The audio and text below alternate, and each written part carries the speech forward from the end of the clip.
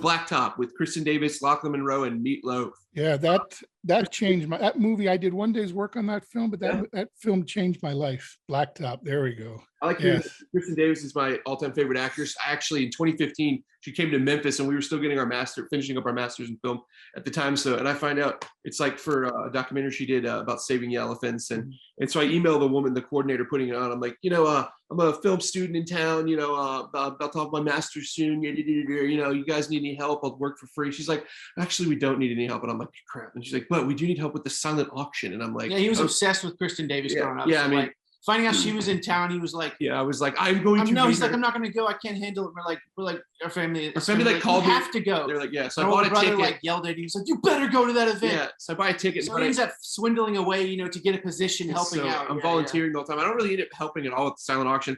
I help out with a bunch of other stuff, and then toward the end, they're like, oh, she's doing like meet and greets with people who pay $500 to like and stuff like that, like just as donations to like the cause for the elephants, which is great. But I was like, I volunteered, so I figure I'm entitled to a free meet and greet, right? I didn't tell anybody, and so I wait in line, and then like people are writing down emails right before. I'm like, oh no, they're gonna see my name in the email, know that I'm like not on like the roster or whatever, or like on the list, and I was like, screw it. I turned around, I was like, this is your one chance to meet your like favorite actress of all time, your teenage dream. I like posters on my wall. I used to watch the show all the time. And we go see all our movies. Yeah. And then so I just turned around and got back in line, and then it happened. I got a big photo somewhere. We'll cut away to it of me and her, and that was just a surreal experience. She's the sweetest woman ever. I told her favorite actress, and I said, I'm a filmmaker too. Maybe one day our paths will cross again. And she was really, really supportive. She said, keep at it, and just gave me some good advice, and that was surreal. So how was your time? How was your experience on Black? Well, I remember I ended up sitting next to her in the makeup trailer, and I had come in, and I'm sitting there, she's getting done. I sit down next to her, and she goes, oh my God. And I look at her like, what? Well, what I didn't know was as I'm walking to the makeup trailer, a bird must have shat on my head, because she's like, oh my God. And I look in the mirror, and I see a white streak. And so immediately I didn't think twice about it. So I just like started brushing it. And now she's even more freaked out because I'm brushing it with my hand. And so that was my big moment with her. It was because my scene was basically with Lachlan Monroe, because he's playing her boyfriend, like owner, the club promoter or something. Yeah, and the one scene, the director says to me, "Okay, on this scene, on this take, I want you to manhandle Lachlan. I want you to grab him like a bear and throw." So the look on his face when I grab him and a bear hug and push him up towards me is legitimate, because he had no idea I was going to do that. Yeah. And at that point, I was probably 200 pounds heavier than I am now. I was almost 600 pounds when I shot that film.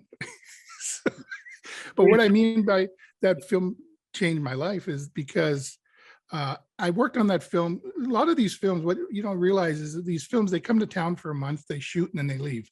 And you never know if you're going to see the film. You never know what happens to these films.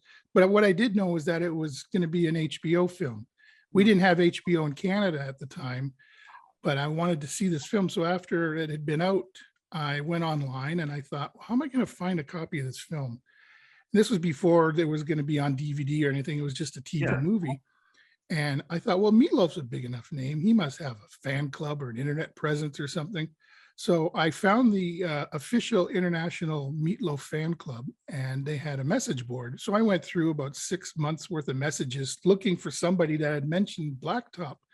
And there was lots of mentions of Black Dog, but there were no mentions of Blacktop. And all of a sudden I found 2 emails where they had mentioned, and the emails were basically like, hey, saw Blacktop, another winner, way to go, that kind of an email. Of the 2, only one had left an email address. So I emailed the person and I said, hi, I'm Ernst. I'm the club manager in this film. I see that you watched it, and I'm hoping that maybe you taped it, because I live in Canada. We don't have the film here. And if you taped it, I would be willing to pay the shipping and send you a tape and pay for the tape and everything, and just send it off. It was like a shot in the dark, hoping for the best. And this person must have thought, I'm some sort of, pirate or looking for, or maybe I'm with the government and I'm trying to track down people who are pirating videos and taping videos or something. So after it turned out it was a woman in Pittsburgh, and she had taped the movie. I get an email back. Oh my God, I'm so honored and thrilled to get an email from one of the actors in the movie. Yes, I did tape it, and I'd love to send you a copy. and she sent me a copy. And then 2 weeks later, I had another movie, Voyage of the Unicorn, that was airing on a network that I've never heard of, the Odyssey Network, which I don't think exists anymore. And she happened to have that, so she taped that for me. And we started talking back and forth and chatting and messaging. And one morning, she started asking me questions about being an actor. And as you know, actors hate to talk about themselves. So this went on for weeks. And and one morning I get up and there's a message that says, grab yourself a coffee and then click this link.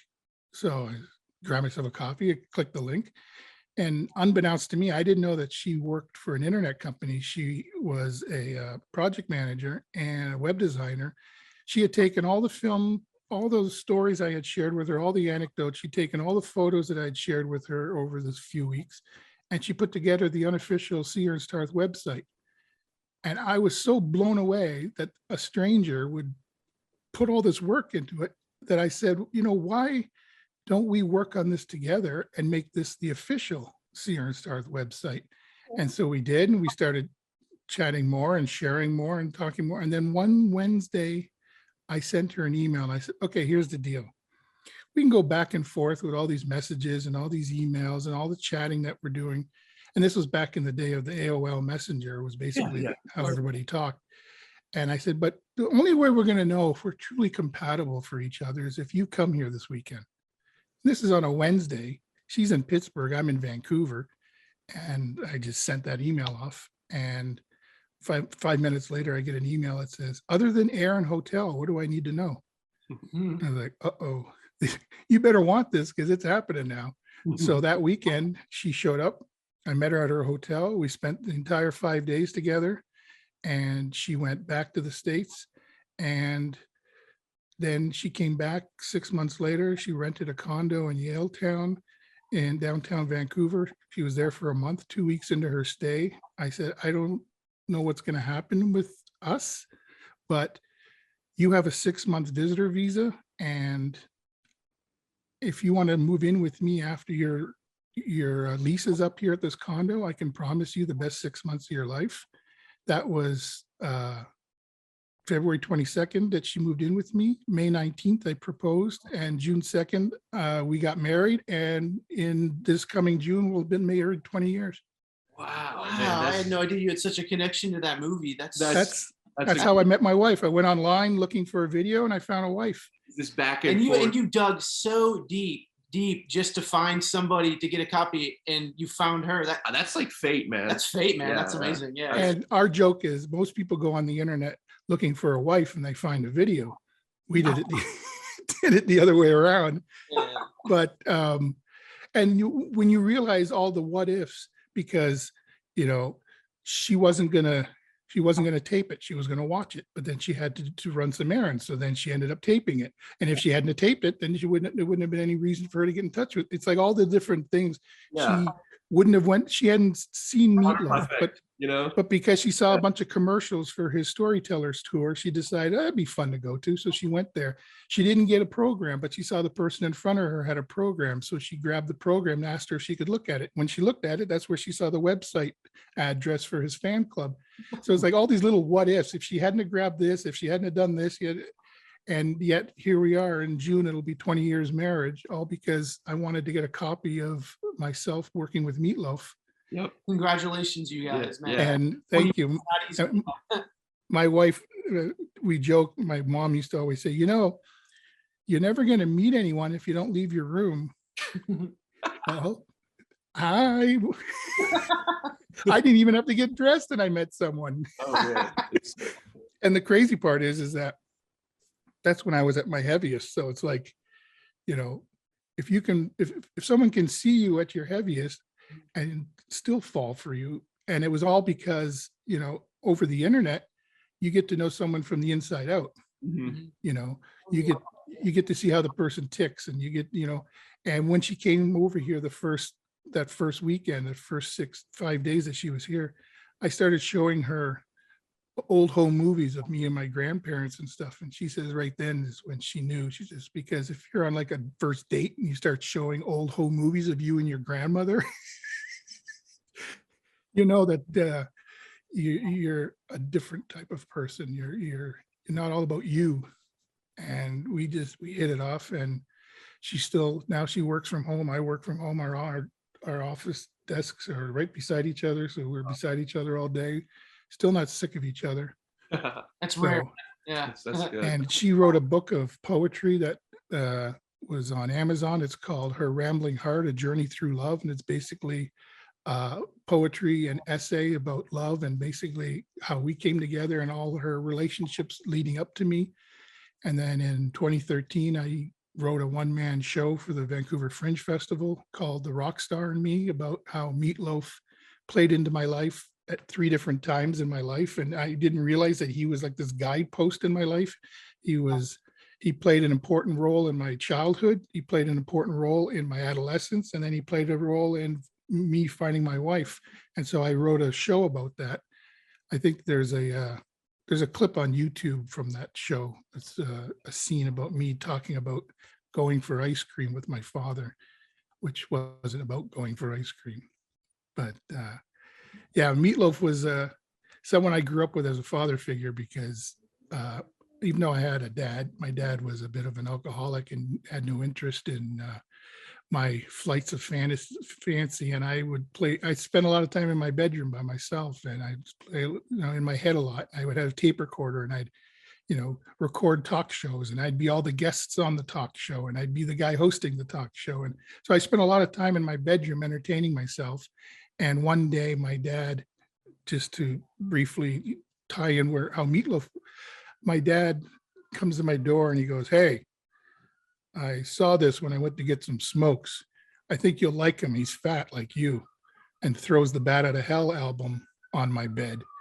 And so in 1978, he buys me this album of this guy because he's fat, and he's fat like you. You'll like him. No other reason other than, and it wasn't even that he wanted to buy me a gift. He was getting a pack of smokes, and they just happened to have albums on the thing next to him. But what ended up happening was, because here's this, to me, was this icon. Here's this guy, he's got a tuxedo on, and he's got a night. The biggest thing for me was that here's this big, heavy guy, and he's being himself, and he's got his hand on this girl's ass, and he's like Mr. Rockstar. And it's like, wow, I could be that. And so the album, Bat Out of Hell, would sit on my nightstand, and I would lay in bed at night and talk to the album cover. How sad is that? So sad. But he ended up becoming like a father figure. It's like I would talk to the picture of Meatloaf on the album, and he ended up, when I was alone by myself, and some people write in a diary, I talked to an album cover.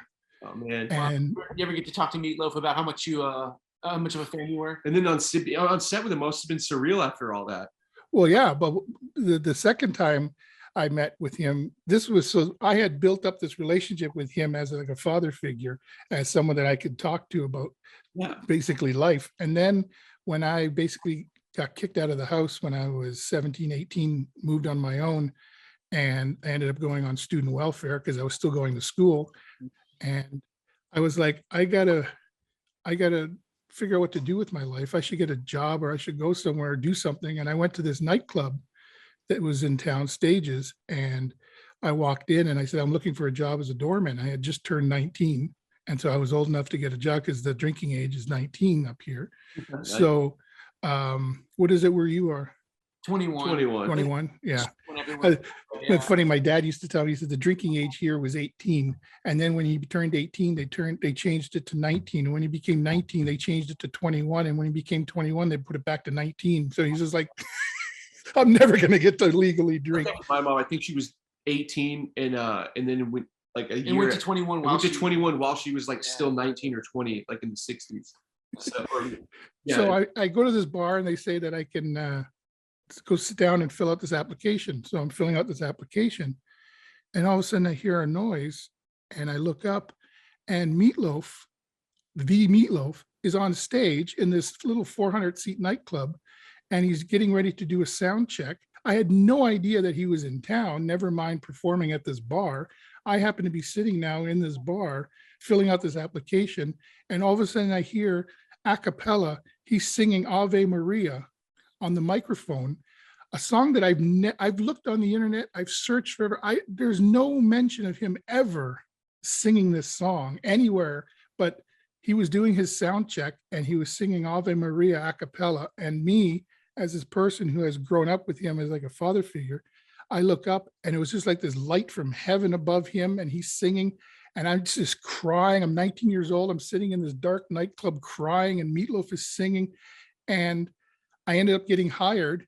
And my first job was doing backstage security for Meatloaf. Wow. At this club. So talking about getting a chance to talk to him, the only conversation I had with him was me and another doorman are carrying his wardrobe box down the stairs. The dressing room was under the stage, so you had to go down these stairs. So we're carrying this big box down these stairs. I'm at the bottom and the other guy's at the top, and we're carrying this down. And all of a sudden, somebody from inside the club calls the other doorman's name. And he goes, yeah, I'm coming, and just starts leaving. And I've got this big wardrobe box that he's now let go of. And so I basically go tumbling down the stairs with this Meatloaf's wardrobe box. Thing lands on my foot. I'm cursing and swearing. I'm jumping up and down, swearing. And I go, what am I supposed to do now? And I look over and Meatloaf is sitting in the dressing room. He looks up at me and goes, limp. So, and then next thing I know, I get called away. And that turns out to be my only conversation with Meatloaf. One word, limp. And so later on, when I got hired on this film and I show up on set, I didn't know it was a Meatloaf film. So I show up on set and I'm looking at the call sheet and I see that the number one person on the call sheet is Meatloaf. I was like blown away. Like, this is too much. And here I am again, we're shooting a scene in another nightclub and Meatloaf is in this club with me. And they're bringing me to set and Meatloaf comes walking, the door opens, Meatloaf, he's smoking the biggest cigar I've ever seen. He's leaving set, he's walking towards me.